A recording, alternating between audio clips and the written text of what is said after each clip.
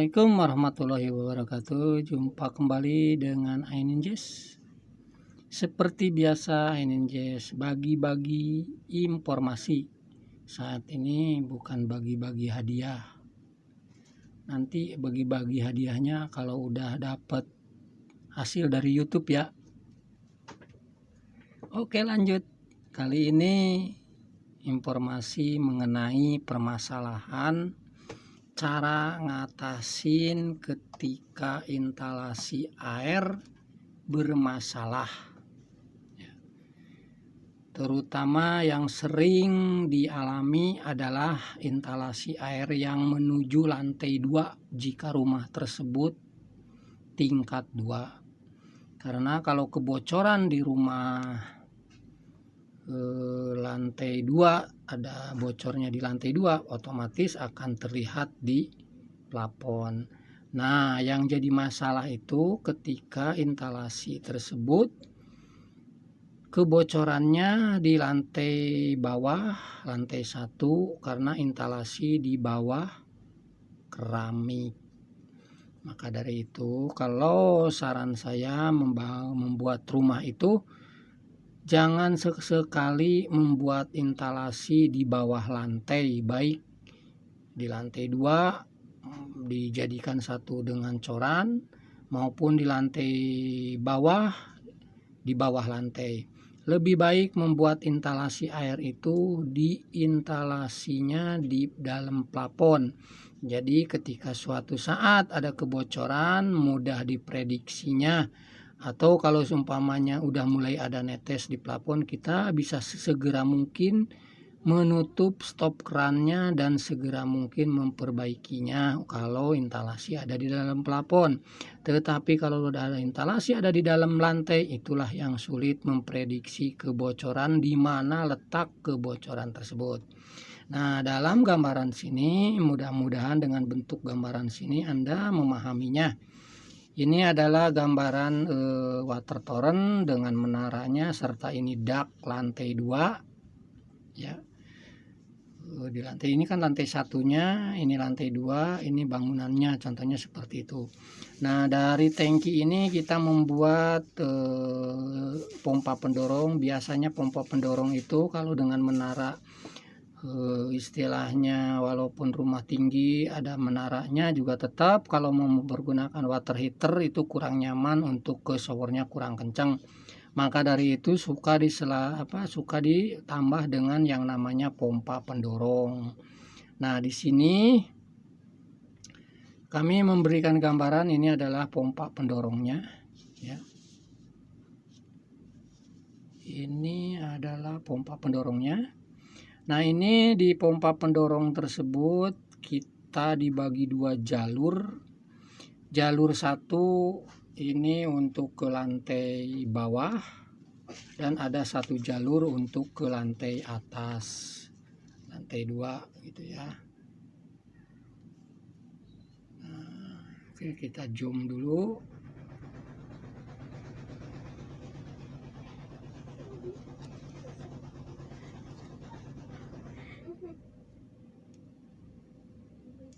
Nah, ini untuk lantai atas, ini untuk lantai bawah ya. Lantai atas, ini untuk lantai atas, ini instalasi yang untuk ke lantai atas, ini untuk lantai bawah. Ketika di lantai bawah itu bermasalah ya, lantai bawah jalur ini yang bermasalah. Permasalahannya bisa ketahuan bocornya itu dari pompa pendorong selalu bunyi terus atau jeda antara hidup dan matinya pompa pendorong itu sangat berdekatan. Yang seharusnya pompa pendorong itu ketika ada yang mempergunakan baru nyala. Ketika air tersebut tidak ada mempergunakan, stop keran tidak ada yang mempergunakan, seharusnya pompa pendorong itu berhenti. Nah, permasalahannya ketika tidak ada yang di sini tuh yang sering dialami itu ketika air yang mempergunakan kok pompa pendorong cetak-cetek atau mungkin ada jeda entah itu 10 menit atau 15 menit atau mungkin bisa 5 menit sekali selalu hidup sendiri. Nah, itu ditandakan bahwa ada air yang mengalir. Biasanya selain dari ada kebocoran, tentu yang paling pertama kita cek itu adalah biasanya kebocoran di kloset duduk. Ketika kloset duduk itu tersebut airnya bergerak di tempat pembuangan kotornya, itu kan ada airnya ya. Air setelah kita plus gitu kan diguyur air dengan menekan tombol di kloset duduk tersebut. Nah, setelah penuh, biasanya kalau tetap masih bergerak di kloset tersebut berarti untuk menandakan ada kebocoran di kloset tersebut. Nah, tetapi setiap kloset duduk tidak ada airnya, tidak bergerak, tetapi pompa pendorong itu bunyi sendiri gitu walaupun ada jeda. Nah, itu menandakan ada kebocoran air gitu kan ya.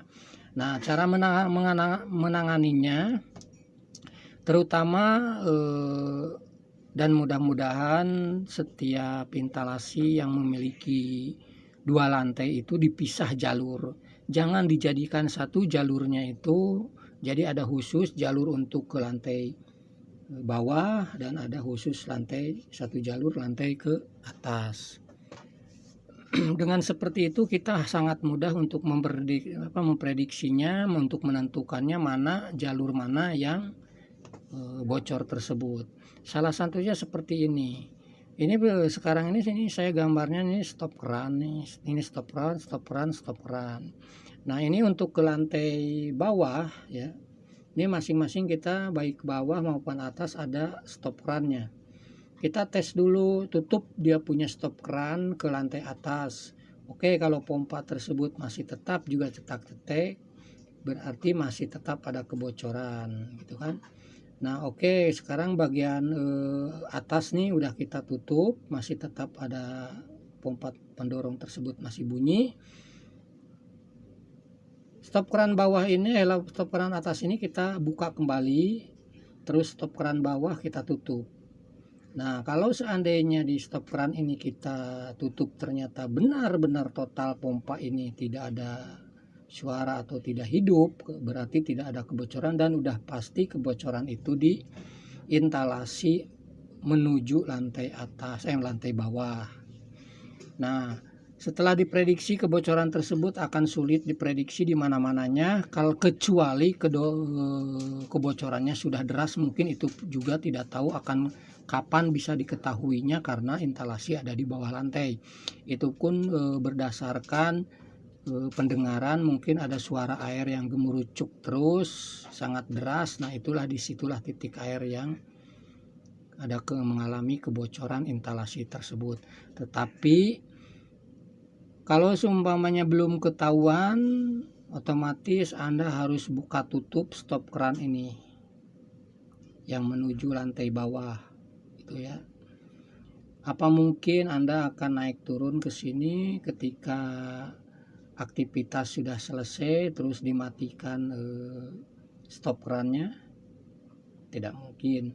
Atau mungkin Anda setelah selesai aktivitas di malam hari Anda cabut listrik pompa pendorongnya, itu pun tidak mungkin karena tetap air dari tangki ini tetap ada mengalir menuju ke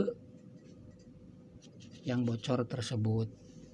Nah, untuk menangani hal tersebut ya, ada cara lain supaya mempermudah buka tutup keran ini ya. Kalau seandainya stop keran ini dibikin di bawah gitu kan, tetap Anda akan bolak-balik menuju ke stop keran tersebut saat untuk menyalakan lantai bawah. Nah, tetapi kalau seandainya stop keran ini kita buatkan stop keran elektrik, Anda tinggal memasang 2 stop keran untuk lantai bawah tersebut.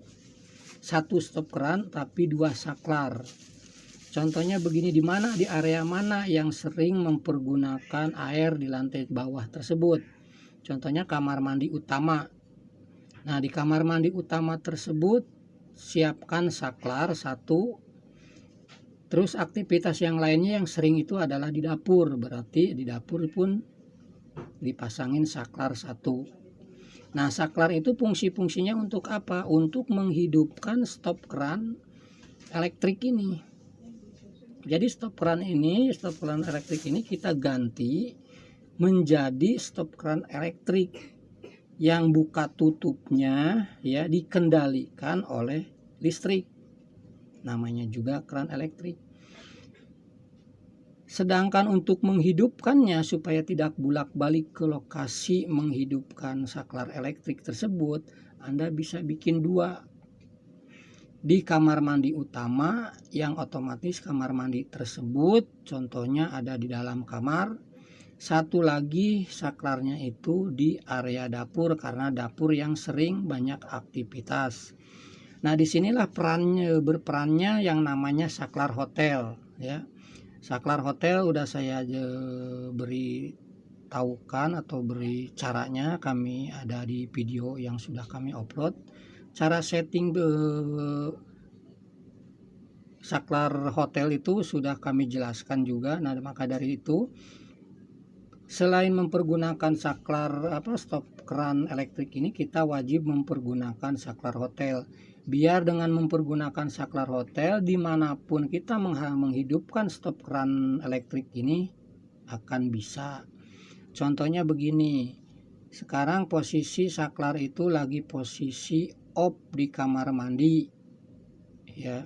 Sementara Anda butuh airnya di dapur, Anda tinggal menyalakan stop keran stop kontak yang saklar yang di dapur.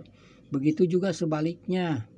Kalau di dapur saklar tersebut lagi posisi off, Anda ada di kamar mandi, Anda bisa menyalakan saklar tersebut di kamar mandi untuk menghidupkan stop keran, dia punya stop keran elektrik ini. Nah, dengan menggunakan itu jadi bisa teratasi kapan air lantai bawah itu butuh, kapan tidak. Kita bisa mempergunakan stop keran elektrik plus saklar hotel dua ya. Satu set saklar hotel itu 2 pasang. Oke, seperti apakah bentuk dari stop keran elektrik ini? Kalau dari gambar kami berikan gambaran seperti ini. Ini adalah gambaran dari stop keran elektrik seperti ini. Jadi stop keran manual itu kita bisa ganti sementara dengan ini supaya air tersebut tidak terbuang percuma saat pompa tersebut posisi on. Terus selain itu juga karena kebocorannya sulit diprediksi karena ada di lantai bawah, maka jalan satu-satunya solusinya membuatkan stop keran elektrik seperti ini. Nah, ini yang dalam bentuk gambarnya seperti ini. Kalau bentuk fisiknya ini kami sudah beli modelnya seperti ini. Ini saklar elektrik, pas kebetulan kami juga mengalami permasalahan air yang tadi kami jelaskan ya. Ada kebocoran di lantai 2. Walaupun stop kerannya ada posisi di lantai bawah gitu ya. Ada di lantai bawah, di lantai deket tangkinya juga ada, di lantai bawahnya juga ada, di area dapur, di kamar mandi belakang. Tapi customer kami juga merasa kurang nyaman karena begitu butuh air di kamar mandi, beliau harus membuka stop keran yang lumayan jaraknya dari kamar utama ke kamar mandi belakang. Jadi setiap butuh aktivitas di kamar mandi utama, beliau harus membuka dulu stop keran yang posisi tertutup, karena kalau terbuka pompa pendorongnya bunyi terus atau cetak-cetek terus. Nah, jadi kalau seumpamanya permasalahannya ada kebocoran yang tidak ditemukan, lalu mempergunakan flow switch juga percuma, apalagi mempergunakan press switch. Kalau mempergunakan press switch, hasilnya akan cetak-cetek terus, walaupun ada jeda beberapa menit, dia akan hidup dan mati pompa tersebut. Nah, tetapi kalau mempergunakan flow switch karena ada kebocoran, maka pompa tersebut akan standby nyala terus. Nah, semacam seperti itu, permasalahan seperti itu tidak bisa diatasi dengan press switch maupun flow switch. Pompa tersebut akan hidup terus kalau dengan flow switch. Kalau dengan press switch dia akan mati hidup atau cetak-cetek tersebut. Nah, maka dari itu kami memberikan solusi sebelum kebocorannya tersebut ketemu. Mungkin suatu saat pasti ketemu, tetapi memerlukan waktu yang lama karena lama kelamaan bocornya akan semakin deras dan akan semakin kedengaran gitu kan. Nah, solusinya kita ganti dulu dengan yang namanya stop keran elektrik ini ya. Ini stop keran elektrik. Ukurannya ini diameter ini 3/4 kali 3/4 juga. Nanti untuk video berikutnya akan kami upload juga mengenai pemasangannya. Kalau ini yang sekarang ini cara mengatasi kebocorannya dengan mempergunakan flow switch atau penjelasannya seperti yang sekarang ini kami sampaikan. Mungkin Anda juga mengalami hal yang sama dengan yang sekarang kami alami. Siapa tahu sama permasalahannya. Maka dari itu, jika Anda mengalami permasalahan yang sama, lebih baik mempergunakan dulu stop keran elektrik ini daripada air terbuang terus, daripada pompa pendorong itu nyala terus, daripada pompa pendorong tersebut cetak-cetek ya. Jadi kita bisa mempergunakan yang namanya stop keran elektrik ini. Oke, sampai ketemu lagi dengan video berikutnya mengenai pemasangan unit stop keran elektrik ini. Sampai jumpa kembali. Assalamualaikum warahmatullahi wabarakatuh. Salam Aininjes. Makasih ya guys. Jangan lupa like, komen, dan subscribe. Tambah loncengnya. Loncengnya gratis. Dadah.